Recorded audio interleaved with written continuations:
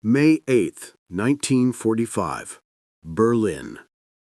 Senior Lieutenant Mikhail Alexandrov stood in what remained of a government building, staring at a pile of charred papers. The air around him smelled like death and diesel fuel. He had fought across 2,000 miles of scorched earth to reach this moment, and now that he had arrived, something felt desperately wrong. Victory tasted like ash in his mouth. He had seen the camps, not just heard about them, but walked through them. The skeletal figures who could barely stand, the mass graves hastily covered with lime, the medical equipment used for experiments that defied comprehension. These were not the casualties of war. These were factories of death, designed and operated with industrial precision by men wearing the twin lightning bolts of the SS on their collars. Alexandrov had found a ledger in one camp, listing deaths like inventory, names reduced to numbers, lives extinguished with bureaucratic efficiency. His own brother's letters had stopped coming in 1942, somewhere near Stalingrad. The silence that followed told him everything he needed to know. But what he had witnessed in the camps was different. This was not combat. This was something else entirely, something that demanded a reckoning. Around him, other Soviet soldiers moved through the ruins like men searching for answers that refused to appear. They memorized faces from photographs scattered among the debris. They made mental lists of names: Eichmann, Mengele, Barbie, Stangl. Men whose actions had earned them a special place in hell, if such a place existed. These soldiers understood something their commanders would soon learn. The war had ended, but justice had not been served. Not yet. The problem was becoming sickeningly clear.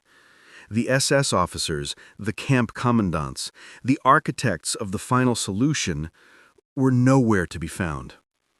Some had died in the final days, true enough. Hitler had taken the coward's way out in his bunker. Himmler had swallowed cyanide. But the others, the ones who had operated the machinery of genocide with their own hands, had simply melted away into the chaos.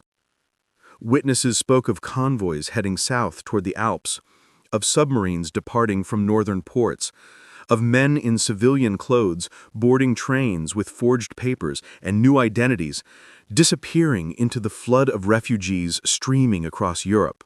Alexandra felt something darker than anger settling into his bones.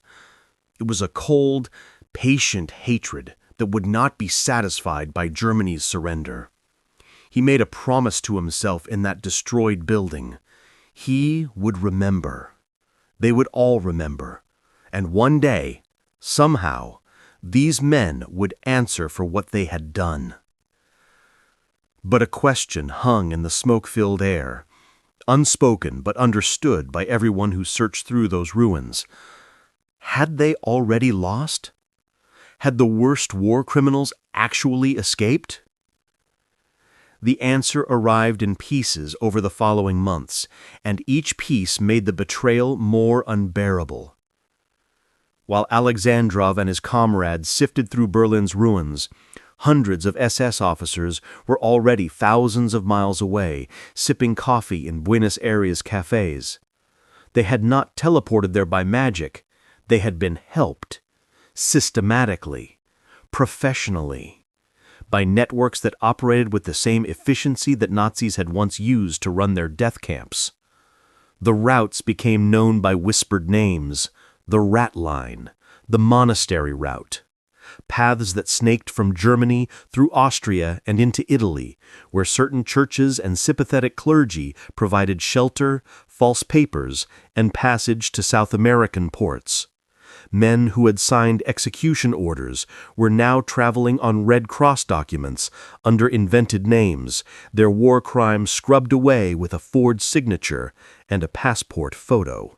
Argentina became their paradise. President Juan Perón had opened his doors wide. Not out of ignorance, but calculation. He needed European expertise to modernize his military and industries. The fact that this expertise came from men with blood on their hands seemed not to trouble him at all. SS officers found themselves welcomed, not as refugees, but as valued guests.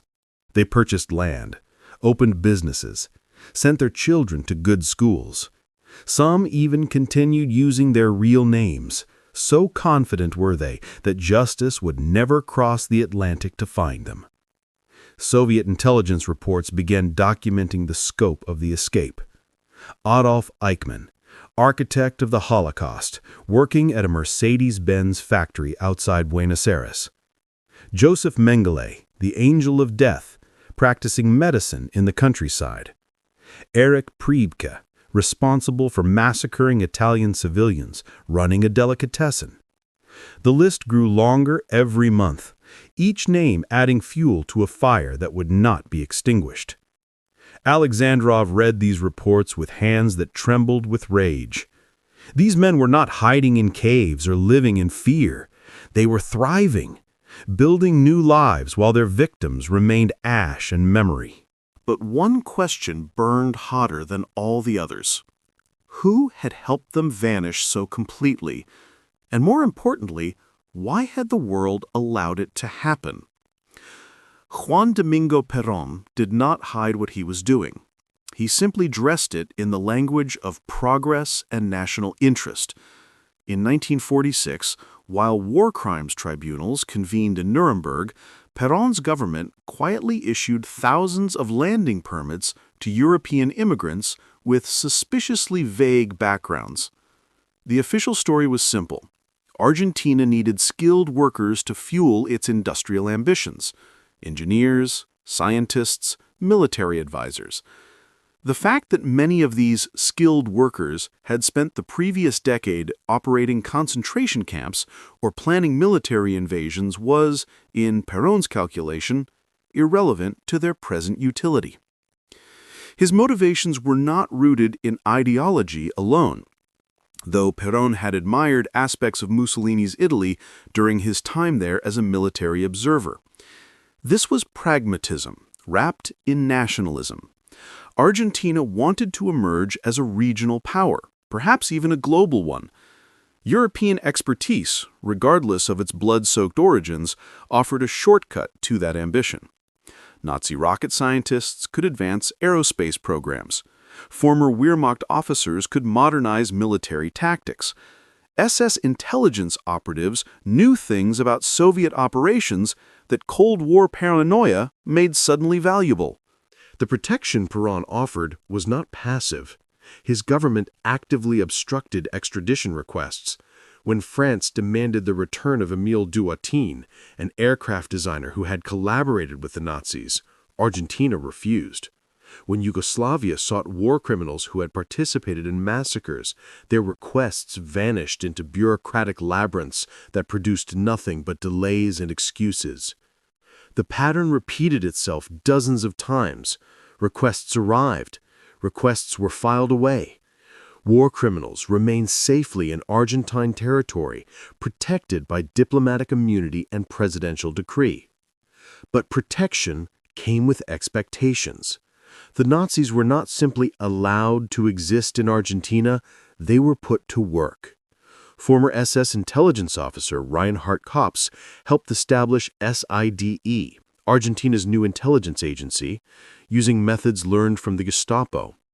Croatian Ustaše war criminals, who had operated death camps so brutal they shocked even some SS officers, found employment training paramilitary forces. The expertise of genocide was being repurposed for a peacetime dictatorship's security apparatus. Soviet intelligence officers watching from afar saw something more disturbing than mere refuge. They saw infrastructure. German social clubs sprouted in Buenos Aires neighborhoods where Spanish was barely spoken. Schools teaching in German opened their doors to the children of former SS officers. Banks managed accounts with funds traced back to plundered Jewish wealth. Publishing houses printed materials that celebrated the Third Reich's achievements while conveniently omitting its atrocities. Networks were forming. Old comrades were reconnecting. The organizational structures that had once coordinated continental conquest were being rebuilt on a smaller scale, adapted for a new environment. Veterans of the Africa Corps met regularly at specific cafes. Former Gestapo officers maintained contact through coded correspondence. They were not simply living in Argentina. They were establishing something. Alexandrov received updated intelligence reports every few months, each one more disturbing than the last. The names multiplied. The addresses became more permanent. What had seemed like scattered fugitives hiding in panic was beginning to look like something else entirely. Something organized. Something with ambition beyond mere survival. A terrifying question began to form in the minds of those tracking these developments. What if this was not simply a refuge? What if the infrastructure, the networks, the concentrated expertise of the Third Reich's most capable monsters was not the end of something, but the beginning? What if the Fourth Reich was not a fever dream of conspiracy theorists, but an actual project being quietly assembled in South America, protected by a dictator who saw value where the rest of the world saw only guilt? They did not call it the SS anymore. They did not need to. By 1948, the former officers of Hitler's elite had established something far more insidious than a nostalgic social club. They had rebuilt the fundamental architecture of power itself, adapted for a new continent and a new era. The twin lightning bolts might have disappeared from their collars, but the instincts that had made them effective remained sharply intact. The pharmaceutical industry became a particular stronghold. Former SS doctors, men who had conducted experiments that redefined human cruelty, now ran legitimate laboratories developing drugs for the Argentine market. They brought real expertise. Medical degrees from prestigious German universities were still medical degrees, regardless of what atrocities had been committed in camp infirmaries. The irony was grotesque.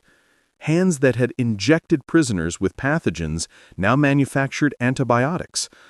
Minds that had calculated lethal doses now calibrated therapeutic ones. Manufacturing followed similar patterns. Kurt Tunck, who had designed fighter aircraft for the Luftwaffe, established a new aeronautics facility in Córdoba. His team included dozens of former Nazi engineers, men whose work had once kept the Reich's war machine airborne. Now they built planes for Argentina's Air Force, transferring knowledge while erasing history. The past became irrelevant when balanced against present utility. But the most concerning reconstruction happened in the shadows. Former SS intelligence networks did not disband. They transformed.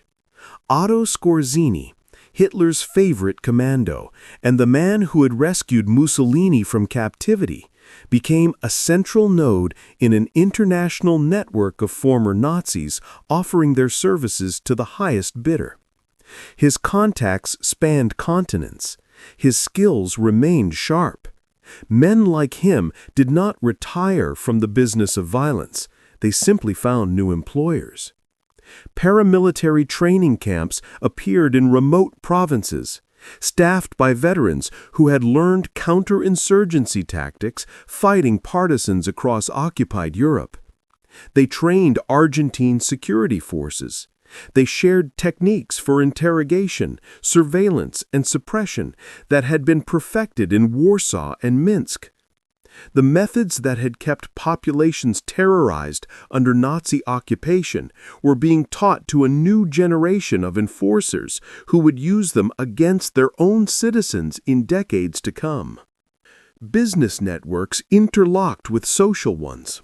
A former SS officer might run a construction company that employed other veterans.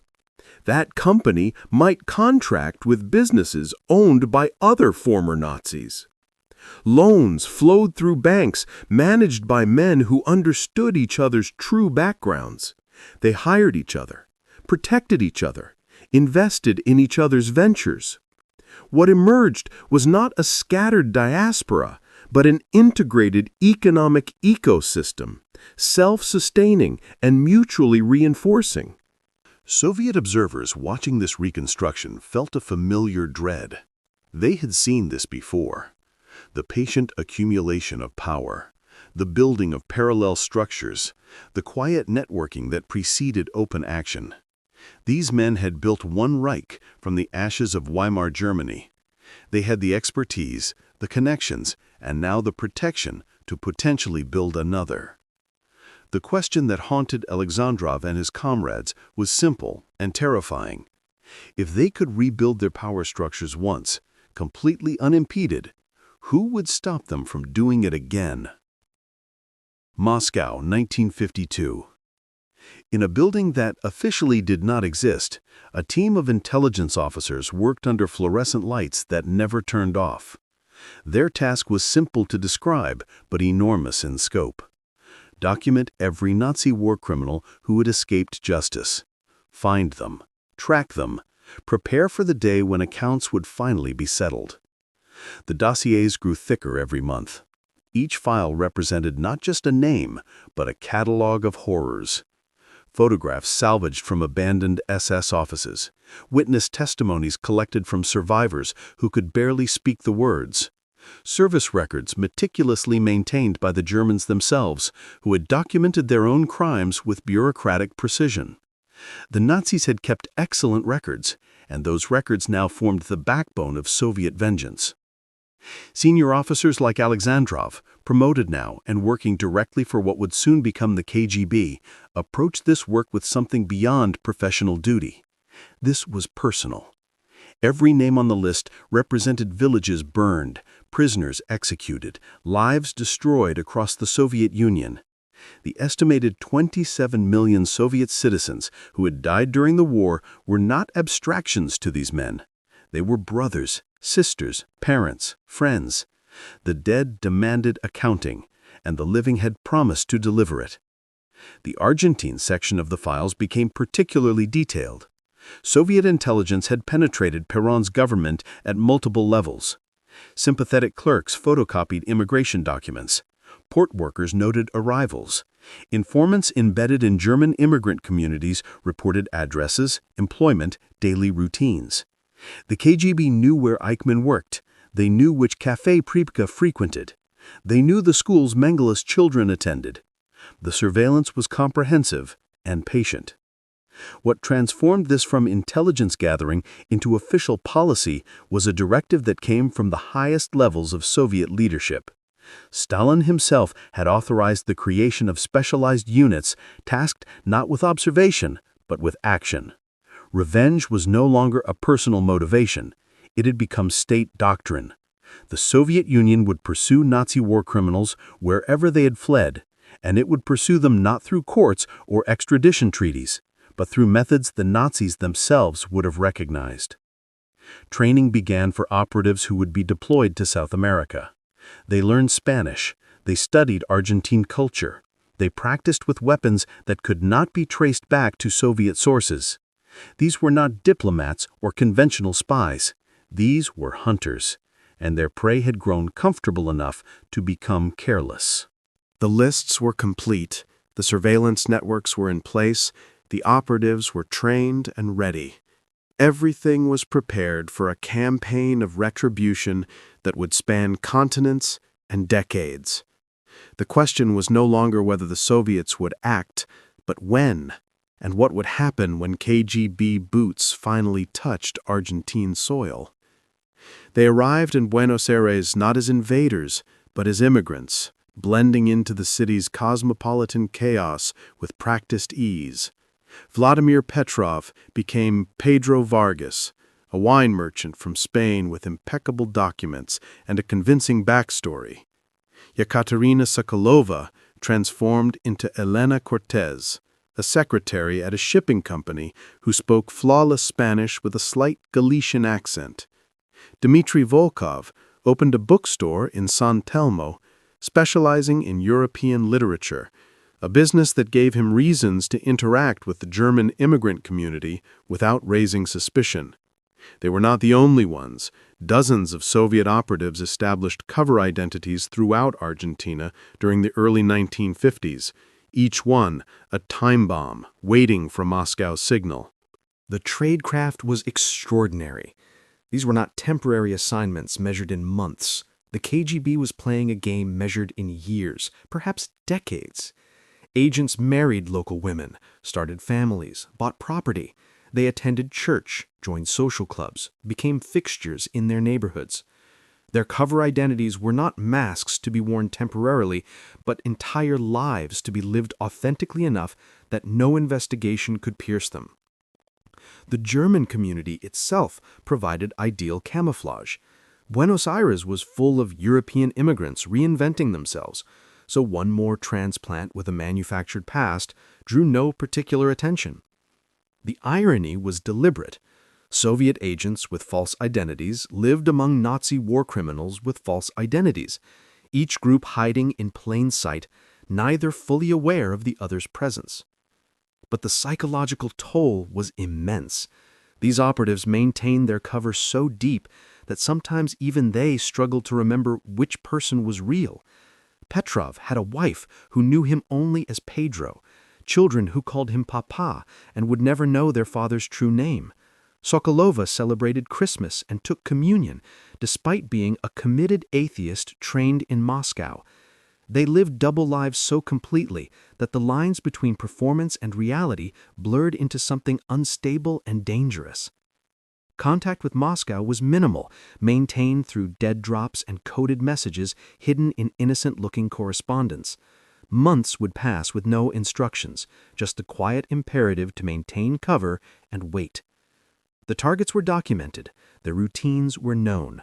The moment would come when activation orders arrived, and these sleeper agents would transform from harmless immigrants into instruments of retribution. But a troubling question emerged as the years stretched on. How long could a human being sustain such duplicity? Could these agents live double lives forever? Or would the psychological strain eventually crack them? And when that moment came, would they still remember which side they were fighting for? Buenos Aires, 1959. The operation's codename was chosen deliberately. Valkyrie had been the name of the failed plot to assassinate Hitler in 1944, an attempt by German officers to kill the monster they had helped create. Now the Soviets would reverse that failure. This time the hunters would not fail. This time the monsters would not escape. Eduard Roschmann became the first primary target, the Butcher of Riga, a name whispered with particular venom in KGB briefings because of what he represented. As commandant of the Riga ghetto, Roschmann had personally supervised the murder of thousands, often participating in executions himself. Witnesses described him selecting victims with casual cruelty, shooting people who moved too slowly, who looked at him wrong, who simply had the misfortune of crossing his path on a bad day. He had fled to Argentina in 1948 and now lived comfortably in Buenos Aires, working in timber export under his own name, so confident in Perón's protection that he had not even bothered with an alias. Agent Petrov, now known exclusively as Pedro Vargas even in his own thoughts, began the surveillance. The routine was documented with obsessive precision. Roschmann left his apartment at 7:30 each morning. He took the same cafe for breakfast. He arrived at his office by 9. Lunch at a German restaurant on Corrientes Avenue, where other former SS officers gathered. Home by 6:30. Predictable, comfortable, careless. But Roschmann was not the ultimate prize. He was a doorway.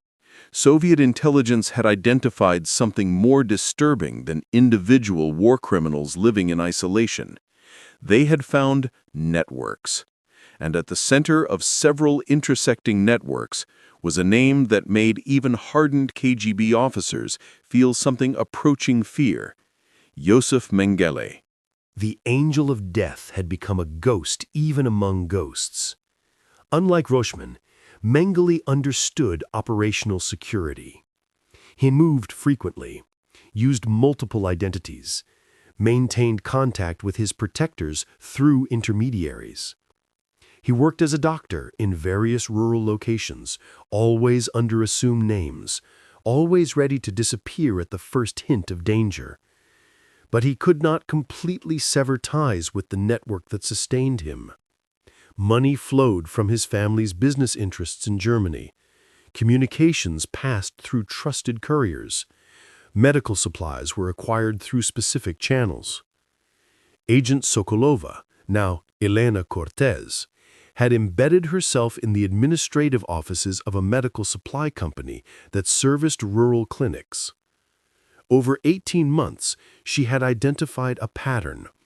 Certain supplies, surgical instruments of unusual specificity, chemicals not typically used in general practice, were being shipped to remote locations on a rotating schedule.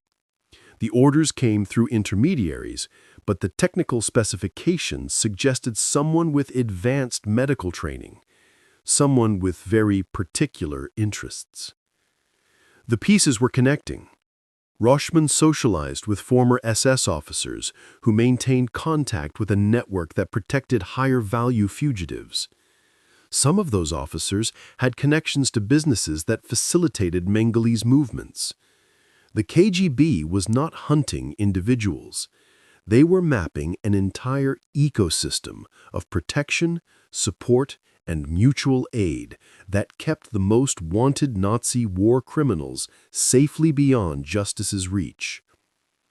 Moscow received detailed reports every week, photographs, surveillance logs, network diagrams showing connections between dozens of individuals.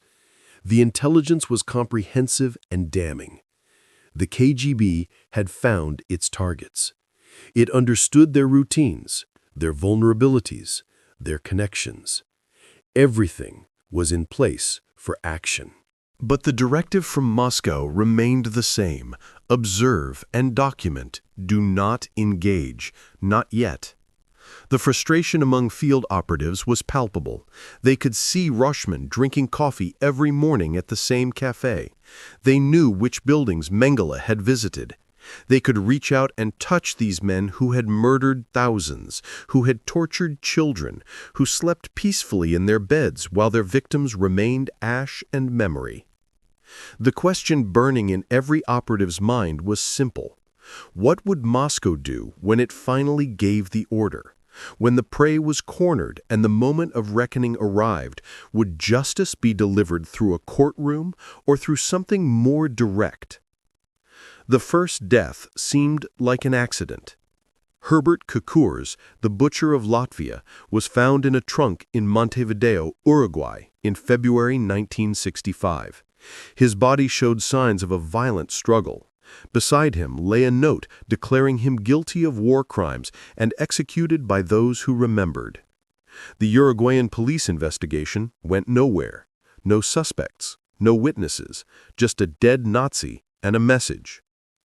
3 months later, Friedrich Schwend disappeared from his home in Lima, Peru. Former SS intelligence officer, expert in counterfeiting operations that had flooded Allied economies with fake currency. He left for work one morning and simply never arrived. His car was found abandoned. No body was ever recovered. His wife reported the disappearance, but Peruvian authorities showed little interest in investigating the vanishing of a German immigrant with a suspicious background.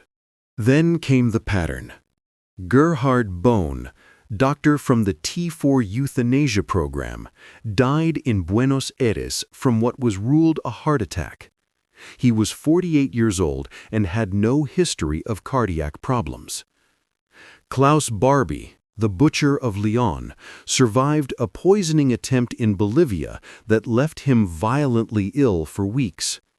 Someone had slipped something into his drink at a bar he frequented. He recovered, but the message was clear. They knew where he was. Fear rippled through the German community like a contagion. The old comrades who had felt so secure for 2 decades suddenly realized their addresses were known. Their routines were being watched. Someone was methodically working through a list, and that list had their names on it. The question consuming every former SS officer in South America was maddeningly simple. Who was doing this? The obvious answer was the KGB. Soviet revenge finally manifesting after years of patient preparation. But some of the deaths did not fit the pattern. Cookers had been killed by men claiming to represent those who can never forget, language that sounded more Israeli than Soviet. The Mossad had successfully abducted Adolf Eichmann in 1960, proof that Israel had operational capability in Argentina. Were 2 different hunters stalking the same prey? The Soviets had the motivation and the infrastructure. The Israelis had demonstrated both capability and will. But if both intelligence services were operating in South America simultaneously, the implications were staggering. How many more killings could be attributed to secret operations that would never be acknowledged? How many accidents and disappearances were actually assassinations? Roschmann increased his security. He varied his routines. He stopped attending the regular gatherings at the German restaurant. Mengele went even deeper underground, severing contacts and moving to increasingly remote locations. The comfortable years were over. The hunted finally understood they were being hunted. But in the chaos and fear, another possibility emerged. What if some of these deaths were not political assassinations at all?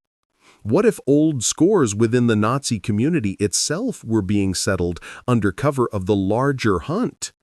What if criminals were killing criminals, using the shadow of Soviet and Israeli operations to disguise their own vendettas?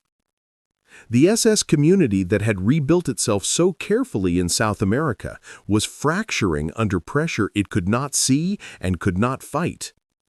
Every death raised more questions than it answered.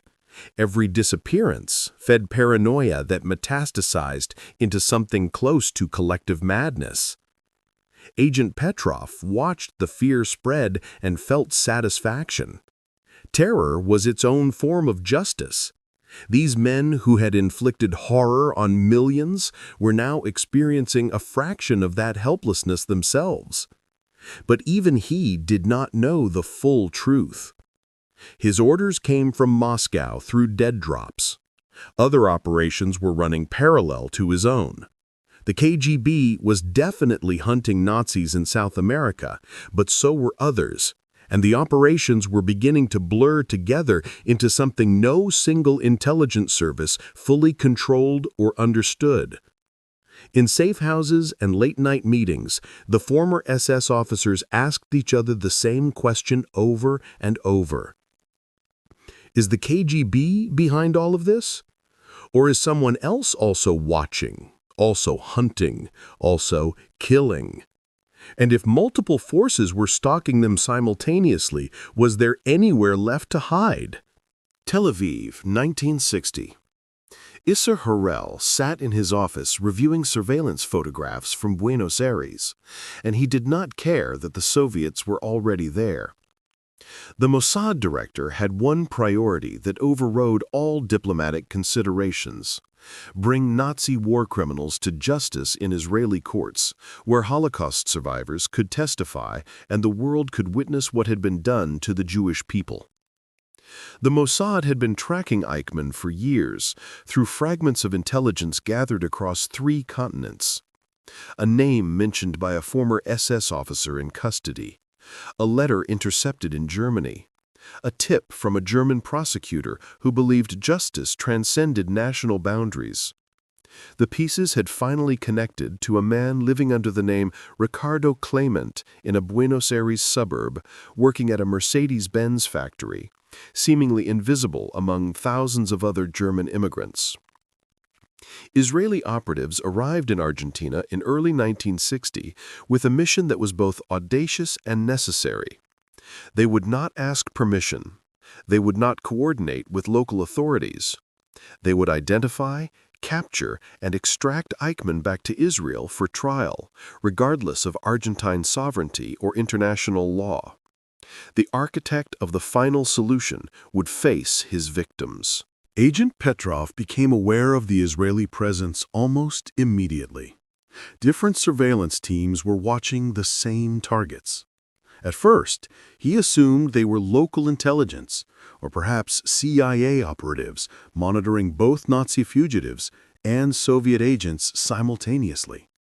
Then patterns emerged that suggested something else. These watchers moved with military precision. Their tradecraft was excellent, and they seemed focused exclusively on Eichmann. Moscow's instructions were clear: observe, but do not interfere. The Soviets wanted Eichmann dead, or in a Soviet prison, but they also understood the strategic value of letting Israel take the lead. An Israeli capture would generate international attention that a quiet Soviet assassination never could. It would force the world to remember what had been allowed to happen in Argentina. It would shatter the comfortable amnesia that had settled over Nazi crimes. But the question gnawed at every operative in the field. Who reaches each target first, and why does it matter? If Mossad captured Eichmann for trial, the world would watch justice unfold in a courtroom. If the KGB got to him first, he would simply disappear, his death unacknowledged and his crimes unexamined in public. Both outcomes delivered a form of justice, but only one would force the world to remember. May 11, 1960, Buenos Aires.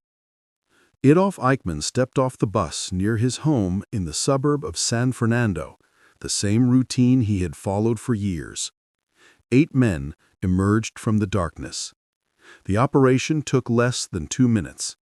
Eichmann was drugged, placed in a car, and driven to a safe house where he would remain hidden for 9 days before being smuggled onto an El Al flight to Israel, sedated and disguised as an airline crew member. The announcement of his capture detonated like a bomb across the Nazi community in South America. The impossible had happened. The man they considered most careful, most protected, most secure in his cover identity had been plucked from the streets and spirited away to face trial in Jerusalem. If Eichmann could be taken, anyone could be taken. Panic spread through German social clubs and businesses across Argentina. Men who had lived openly under their real names suddenly applied for new identity documents. Properties were sold in hurried transactions. Families packed and moved to more remote locations.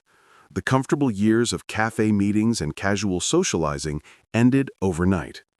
The myth of Perón's invincible protection had been shattered by 8 Israeli operatives and a well-executed plan. Roschmann fled Buenos Aires within weeks, abandoning his timber business and disappearing into Paraguay. Mengele severed all but the most essential contacts and moved to increasingly isolated rural locations, sometimes living in conditions barely better than the camps he had once operated. Others went to ground in Chile, Bolivia, Brazil, anywhere that seemed more remote than Argentina's suddenly vulnerable cities. Agent Sokolova watched the exodus with mixed emotions. The Mossad operation had accomplished something Soviet surveillance never could. It had turned the hunters into the hunted, transforming comfortable fugitives into desperate refugees. But it had also scattered the targets, making systematic elimination far more difficult. The network that Soviet intelligence had so carefully mapped was dissolving, its members fleeing in different directions, severing connections that would take years to reestablish. The Eichmann trial in Jerusalem became a global spectacle. Survivors testified. Evidence was presented. The world watched as one man's bureaucratic efficiency was revealed to be the machinery of genocide. For the first time, many people truly understood what the Holocaust had been. Not as an abstraction, but as a systematic program of murder documented in the perpetrator's own words. For the remaining SS fugitives in South America, the message was unmistakable. Escape was no longer possible. The only question was how they would be caught, in a courtroom or in the dark. Buenos Aires, 1976. The generals who seized power in Argentina's military coup had no love for democracy, but they also had no particular loyalty to aging Nazi fugitives whose usefulness had expired decades ago. The world had changed. Perón was dead. The Cold War dynamics that once made former SS intelligence officers valuable assets had shifted. And most importantly, maintaining sanctuary for Holocaust perpetrators was becoming diplomatically expensive in ways that no longer justified the minimal benefits these men provided. The new regime began quietly distancing itself from the Nazi community. Extradition requests that would have been automatically denied in the 1950s now received actual consideration. Protection that had once been absolute became conditional, then negotiable, then non-existent. German social clubs found themselves under surveillance by Argentine intelligence services that had once ignored them. Bank accounts connected to wartime plunder were frozen pending investigation. The infrastructure of protection that had sustained fugitives for 3 decades began to crumble. Some former SS officers tried to leverage their remaining connections.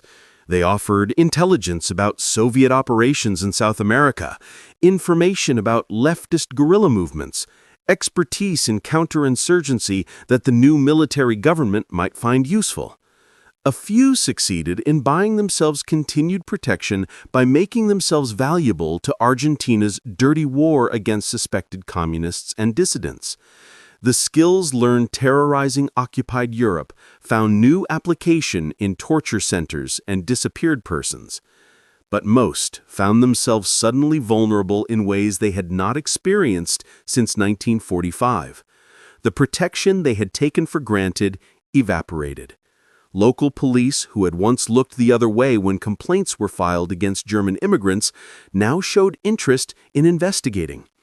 Journalists began publishing articles about Nazi fugitives living openly in Buenos Aires, naming names and addresses that had been open secrets for decades but never officially acknowledged. The exodus accelerated. Bolivia became a temporary refuge for some, its corrupt government willing to provide protection for the right price. Paraguay, under the dictatorship of Alfredo Stroessner, himself of German descent, offered sanctuary to those who could afford it. Brazil's vast interior provided places to disappear for men willing to live in isolation. Chile, under Pinochet, selectively sheltered former Nazis whose expertise aligned with the regime's anti-communist paranoia. But the world was shrinking. Satellite surveillance made remote locations less remote. International pressure on South American dictatorships intensified. The generation of leaders who had personally remembered World War II and made calculated decisions about Nazi fugitives was dying off, replaced by politicians who saw only liability in harboring aging war criminals. Roschmann fled from Paraguay to Uruguay to Brazil, each move more desperate than the last. Mengele lived in increasingly squalid conditions, his health declining, his network of protection reduced to a handful of loyal supporters. Others simply gave up running, settling into obscurity and hoping that age and time would kill them before justice arrived. Where do hunted men flee when the world shrinks around them? When every border becomes a potential trap and every former ally becomes a potential betrayer? The answer, increasingly, was nowhere.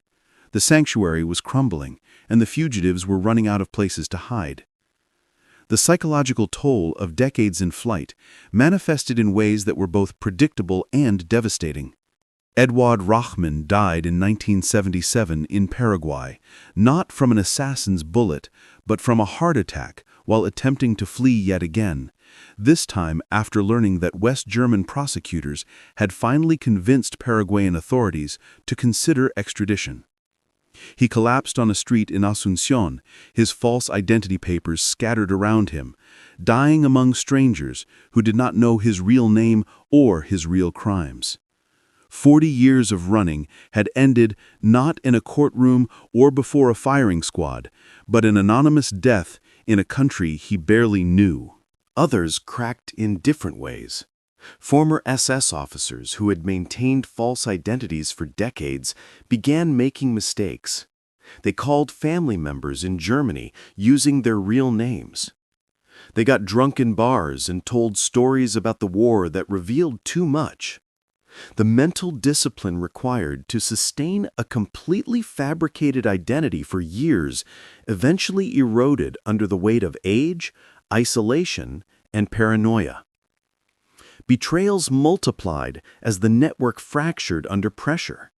Men who had protected each other for decades began providing information to investigators in exchange for lenient treatment. A former SS officer in Brazil, facing extradition, gave up the location of 3 others hiding in the Amazon region. Another traded information about smuggling networks for a reduced sentence. The bonds of loyalty that had held the community together dissolved when survival became individual rather than collective. Mengele's decline was particularly stark. The man who had once wielded absolute power over life and death in Auschwitz spent his final years living in a shack in Brazil, suffering from chronic pain and depression, sustained by a dwindling circle of supporters who were themselves under increasing scrutiny. He drowned in 1979 while swimming in the ocean, his body unidentified for years, buried under yet another false name.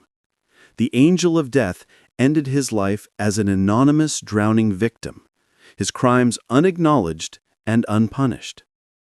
The psychological literature on fugitives notes a consistent pattern. The longer someone lives under a false identity, the more the original self fragments and dissolves. Men who had been Eduard Roschmann or Josef Mengele for 2 decades before fleeing spent 4 decades being someone else. Eventually, they were neither the person they had been nor the person they pretended to be. They became hollow, performance without substance, fear without purpose. Agent Petrov, now retired from active service but still receiving updates from Moscow, read the reports of these deaths with complex emotions. Some fugitives died before justice reached them. Others died alone and afraid, which was its own form of justice. The hunt that had begun in the ruins of Berlin had lasted longer than the Third Reich itself. But questions remained. What happens when the hunters finally catch up? For some fugitives, the answer came in courtrooms where they faced their victims and heard testimony that stripped away decades of denial. For others, it came in the dark, in ways that would never be officially acknowledged. And for many, it came too late, death from age or illness arriving before justice could. The courtrooms became theaters of reckoning, where time collapsed and the past consumed the present. Klaus Barbie stood trial in Lyon, France in 1987, 42 years after his crimes. The butcher of Lyon, who had tortured French resistance members and deported Jewish children to Auschwitz, faced his surviving victims in a proceeding that lasted 2 months. Witnesses testified about specific acts of torture, naming dates and locations with precision that decades had not eroded. Barbie showed no remorse. He sat impassively as testimony detailed how he had personally beaten prisoners, how he had ordered the deportation of 44 Jewish children from an orphanage in Iziu, how he had executed captured resistance fighters without trial. The jury convicted him of crimes against humanity. He died in prison 4 years later, having never acknowledged what he had done. Erich Priebke was extradited from Argentina in 1995, 50 years after participating in the Argentina massacre, where 335 Italian civilians were executed in reprisal for a partisan attack. His trial became a spectacle of moral confrontation. Survivors and relatives of victims filled the courtroom. Priebke admitted his role, but claimed he was following orders, as if obedience erased responsibility. The court rejected this defense. He was convicted and sentenced to life under house arrest due to his age. He lived comfortably until 2013, dying at 100 years old, having served no meaningful punishment for mass murder. Others never made it to court. Mengele's body was exhumed and identified in 1985, 6 years after his drowning. DNA testing confirmed what investigators had suspected. The angel of death had died anonymously, unpunished by any human system of justice. His victims had wanted to see him answer for his crimes. Instead, they learned he had died of a stroke while swimming, a mundane end for monstrous acts. Roschmann had died in 1977, collapsing while trying to flee Paraguay. His death was confirmed years later through documents and witness statements. He never faced trial, never heard testimony from survivors of the Riga ghetto, never had to look into the eyes of people whose families he had destroyed. The final accounting was unsatisfying in its incompleteness. Some fugitives were captured and tried. Others died before justice reached them. Many were never found at all, their fates unknown, their crimes unresolved. The pursuit that began in Berlin's ruins had lasted decades and spanned continents. Yet it ended not with triumph, but with the quiet acknowledgement that perfect justice was impossible. Who survived long enough to regret it most? Perhaps it was men like Priebke, who lived to see their crimes exposed, their reputations destroyed, their names synonymous with evil, yet who still tried to justify what they had done. Or perhaps it was those who died alone and terrified, looking over their shoulders until the very end, never finding peace because they knew what they had done and feared someone would remember. The story of Soviet revenge against Nazi fugitives officially ended with the collapse of the Soviet Union in 1991. Archives were opened, operations were declassified. The full scope of the KGB's hunt across South America was finally revealed in fragmentary documents and aging operatives' memoirs. Agent Petrov, who had lived as Pedro Vargas for decades, returned to Moscow in 1989 and struggled to remember who he had been before Buenos Aires. His wife and children remained in Argentina, part of a cover identity that had become his actual life. But the hunt itself never ended. It simply changed hands. Modern Nazi hunters continue the mission with tools their predecessors never imagined. Digital archives have made wartime records searchable in ways that once required years of manual investigation. DNA technology can confirm identities that would have been impossible to verify in the 1960s. Social media has inadvertently exposed fugitives whose children or grandchildren posted family photographs without understanding their historical significance. The Wiesenthal Center maintains active investigations into remaining Nazi war criminals, though the targets are now in their 90s or older. German prosecutors continue to bring cases against former concentration camp guards, demonstrating that participation in genocide carries consequences that transcend decades. In 2021, a 100-year-old former camp secretary was convicted in Germany, proving that accountability does not expire with age. The justice delivered has been imperfect and incomplete. Many criminals died unpunished. Others received sentences that seemed inadequate compared to their crimes. Legal technicalities and diplomatic considerations prevented extradition in dozens of cases. The dream of systematic accountability that motivated Alexandrov in Berlin's ruins was never fully realized. Yet, something fundamental was achieved. The Nazi fugitives who fled to South America expecting to rebuild their lives in comfortable anonymity were proven wrong. They spent decades looking over their shoulders. They died in fear or in courtrooms, their reputations destroyed, their crimes documented for history. Their children grew up with the knowledge of what their fathers had done. Their grandchildren carry names that will forever be associated with atrocity. The message transcends any individual case.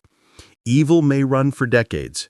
It may find sanctuary in foreign countries. It may hide behind false names and forged documents. It may even die of old age before being captured. But it never outruns memory. The dead do not forget. Survivors do not forget. And every generation produces people willing to remember on their behalf, to track, to document, to pursue justice, even when that pursuit spans lifetimes. Alexandrov died in 1983, never having personally captured a single Nazi fugitive. But the network he helped build, the dossiers he compiled, the operations he planned, contributed to a campaign that spanned continents and generations. His promise made in Berlin's ruins was kept, not through perfect justice, but through relentless memory. The hunt continues because memory continues. As long as there are people willing to remember what was done and demand accountability for those who did it, the pursuit will never truly end. Evil discovered it can run for 40 years, even 50 or 60, but it cannot outrun the simple human refusal to forget.